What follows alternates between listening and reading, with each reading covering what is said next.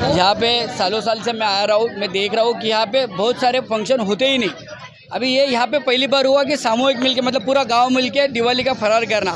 और इस फरार का मैंने एक जगह देखा था कि बोले चलो अपन भी ऐसा करेंगे कुछ गायत्री नगर वासियों के लिए। तो ये कार्यक्रम का मैंने सोचा कि रईस भाई को भी बुलाएंगे, यहाँ की समस्या भी लोग मानेंगे और दिवाली का फरार भी हिंदू मुस्लिम मिल के करेंगे। यही मेरी भावना थी और ये भावना मैंने पूरी की आज।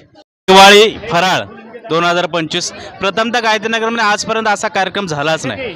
ही पहिली सुरुवात आहे आणि पहिला गोड कार्यक्रम आजचा दिवाळी फराळाचा झालेला आहे। दिवाळी फराळानिमित्त आपण सन्माननीय रईस शेख साहेब आपले लाडके आमदार यांना आपण प्रमुख पाहुणे म्हणून उपस्थिती त्यांची दर्शवली होतं आणि ते आले या कार्यक्रमामध्ये आपल्या कार्यक्रमाची शोभा वाढली। त्याचबरोबर त्यांनी चांगल्या प्रकारे लोकांच्या समस्या ऐकून घेतल्या, त्यांच्या लोकांसोबत चर्चा झाली, रंगतदार चर्चा झाली आणि या चर्चेतून लोकांच्या समस्या त्यांच्यापर्यंत पोहोचल्या आणि त्या समस्येचे निराकरण करण्याचे त्यांनी असं वचन दिलेलं आहे सर्व गायत्रीनगर रहिवाशांना। आणि ही सर्व कार्यक्रमाचे जे नियोजन होतं संपूर्ण राहुल जोकर साहेब यांनी केलेलं आहे। या राहुल जोकर साहेबांचं जेवढं मनाने कराल तेवढं कौतुक कमी आहे। असा व्यक्ती भेटणं गायत्रीनगर एक खूप नशिबाची गोष्ट आहे। म्हणून राहुल जोकर साहेबांसाठी मी दोन ओळी बोलतो। लहरों से डरकर नौका पार नहीं होती, लहरों से डरकर नौका पार नहीं होती और कोशिश करने वाले की कभी हार नहीं होती। दीपावलीच्या हार्दिक शुभेच्छा सर्वांना, आमदार साहेबांना, राहुल जोकर साहेबांना, सगळ्या माता भगिनींना दीपावलीच्या हार्दिक शुभेच्छा। की कमीत आपल्याला सर्वांना सुरुवातीला नवीन कार्यक्रम आपल्याला काहीतरी बघण्यात आलेला आहे की कधीच ही आपल्याकडे इतके दिवस झालं ही फराळीचा कार्यक्रम कधी ठेवलेलाच नाही की ही नवीन कार्यक्रम आयोजित करण्यात आलेला आहे की अशा प्रकारे की आपल्याला आमदार साहेबांची चर्चा करण्यात आलेली आहे। आपल्याला समस्या तरी अशा काही मांडता आल्या नसत्या, गोरगरीब काही तिथपर्यंत पोहोचले नसते, गोरगरीब काही तिथं गेले नसते की कुठल्या तरी निमित्ताने समाजसेवक आहेत राहुल जोकर साहेब यांनी समाजसेवक असूनसुद्धा आज प्रत्येकांचे गोरगरिबांचे न जातीभेद न मानता ह्या ठिकाणी आज आपल्याला सर्व प्रकारचे मन जिंकणं, मन येणं, सर्वांना एकत्रित करणं, सगळ्याला एकत्रित आणणं आणि आमदार साहेबांच्या निमित्ताने आपल्याला ओळख करून देणं की काही महिलांच्या समस्या, काही गरिबांच्या, काही शाळांच्या, काही नशामुक्तांच्या, ही प्रत्येकांच्या समस्या आज माहिती पडल्या आमदार साहेबांना।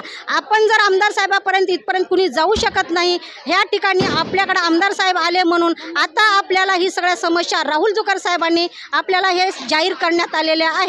या ठिकाणी बोलून माझे जय हिंद, जय महाराष्ट्र। आमचं काय मत नाही आहे, दिवाळीच्या फराळानिमित्तानं इथल्या रहिवाशींचे जे छोटे मोठे समस्या होते ते आम्ही आमचे आमदारासमोर मांडलेले आहे। आता आमच्याकडनं एवढीच अपेक्षा आहे आमदाराकडून की आमचे ते समस्या पूर्ण व्हावे, बाकी अजून काय नाही। दीपावलीच्या हार्दिक शुभेच्छा सर्वांना। आमच्या गायत्रीनगरला दत्त मंदिरला पाण्याची सोय नाही, रस्त्याची सोय नाही, पाठीमागून रस्त्याची सोय करा। घर बांधणाऱ्याला तकलीफ आहे, घर बांधायला वरती माल चढवायला बहुत लई तकलीफ आहे, त्याच्यामुळे सगळ्यांनी आमची काळजी करा। राहुल जोकरला पण आणि आमदार साहेबांना पण विनंती आहे की आमची सोय करून द्यावी। धन्यवाद।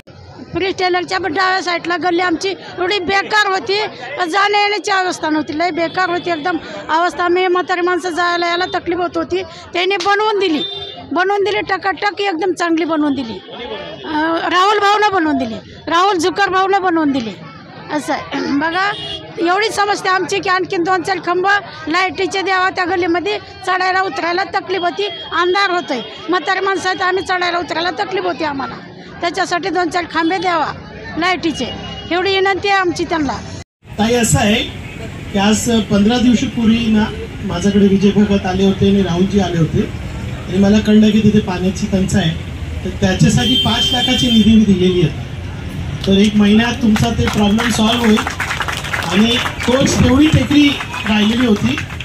तर माझे लोक पण आले होते तिथे आणि आपण 5 लाखाची निधी त्याला दिली। धन्यवाद, कारण मी आता एवढे मतांनी निवडून आलं तुमच्यामुळेच आलेलो आहे।